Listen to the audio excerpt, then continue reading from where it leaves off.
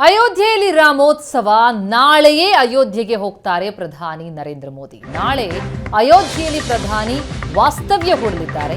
2 ದಿನ ಬಾಕಿ ಇದೆ ಪ್ರಾಣ ಪ್ರತಿಷ್ಠಾಪನಾ ಕಾರ್ಯ. ದೇಗುಲ ಲೋಕಾರ್ಪಣೆಗಾಗಿ ಪ್ರಧಾನಿ ಮೋದಿ ತೆರಳುತ್ತಾ ಇದ್ದು ನಾಳೆಯೇ ಅಯೋಧ್ಯೆಯನ್ನು ತಲುಪುತ್ತಾರೆ.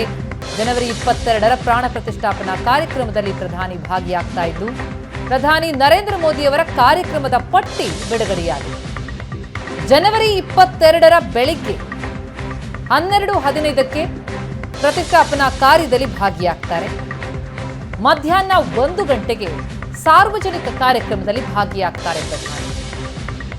ಜನವರಿ 22ರ ಬೆಳಿಗ್ಗೆ ಬ್ರಾಹ್ಮಿ ಮುಹೂರ್ತದಲ್ಲಿ ಸರಯೂ ನದಿಯಲ್ಲಿ ಸ್ನಾನ, ಕಳಶದಲ್ಲಿ ಸರಯೂ ನೀರನ್ನು ತಂದು ಗರ್ಭಗುಡಿಗೆ ಹೊತ್ತೊಯ್ತಾರೆ ಪ್ರಧಾನಿ. ನದಿಯಲ್ಲಿ ಸ್ನಾನ ಮಾಡಿ ಗರ್ಭಗುಡಿಗೆ ನೀರನ್ನು ತರಲಿದ್ದಾರೆ ಪ್ರಧಾನಿ ಮೋದಿ. ಪ್ರಾಣ ಪ್ರತಿಷ್ಠಾಪನಾ ಕಾರ್ಯಕ್ರಮದಲ್ಲಿ ಪ್ರಧಾನಿ ಭಾಗಿಯಾಗ್ತಾ ಇದ್ದು ಬೆಳಗ್ಗೆ 12:15ಕ್ಕೆ ಈ ಕಾರ್ಯಕ್ರಮ ನೆರವೇರಲಿದೆ. ಹೀಗಾಗಿ ನಾಳೆಯೇ ಅಯೋಧ್ಯೆಯನ್ನು ತಲುಪುತ್ತಾರೆ ಪ್ರಧಾನಿ.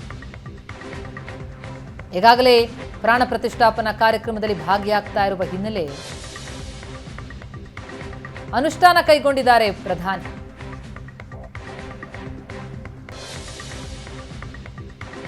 ನಾಳೆ ಅಯೋಧ್ಯೆ ತಲುಪುತ್ತಾರೆ. ಅಯೋಧ್ಯೆಯಲ್ಲಿ ನಾಳೆ ವಾಸ್ತವ್ಯ ಹೂಡುತ್ತಾರೆ. ನಾಡಿದ್ದು ಜನವರಿ 22ರ ಬೆಳಿಗ್ಗೆ ಸೋಮವಾರ ಪ್ರಾಣ ಪ್ರತಿಷ್ಠಾಪನಾ ಕಾರ್ಯಕ್ರಮ ನೆರವೇರುತ್ತೆ 12:15ಕ್ಕೆ.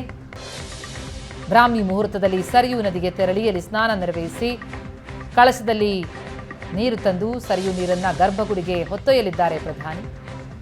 ಆ ಬಳಿಕ ನಡೆಯುವಂಥದ್ದು ಪ್ರಾಣ ಪ್ರತಿಷ್ಠಾಪನೆ, ದೇಗುಲದ ಲೋಕಾರ್ಪಣೆ.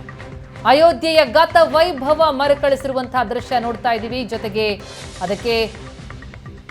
ಅದನ್ನು ಲೋಕಾರ್ಪಣೆಗೊಳಿಸೋದಕ್ಕೆ ಸಿದ್ಧರಾಗಿದ್ದಾರೆ ಪ್ರಧಾನಿ. ಜೊತೆಗೆ ಪ್ರಧಾನಿಯಿಂದ ಟೆಂಪಲ್ ರನ್ ಮುಂದುವರೆದಿದೆ. ವಿವಿಧ ದೇಗುಲಗಳಿಗೆ ನಿತ್ಯವೂ ಕೂಡ ಭೇಟಿ ಕೊಡ್ತಾ ಇದ್ದಾರೆ ಪ್ರಧಾನಿ. ವಿವಿಧ ಕಾರ್ಯಕ್ರಮಗಳಿಗೆ ಭಾಗಿಯಾಗೋದರ ಜೊತೆಗೆ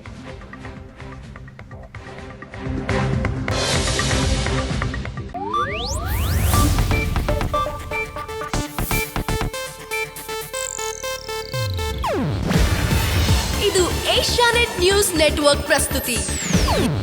ನೀವು ನೋಡ್ತಿದ್ದೀರಾ ಏಷ್ಯಾನೆಟ್ ಸುವರ್ಣ ನ್ಯೂಸ್.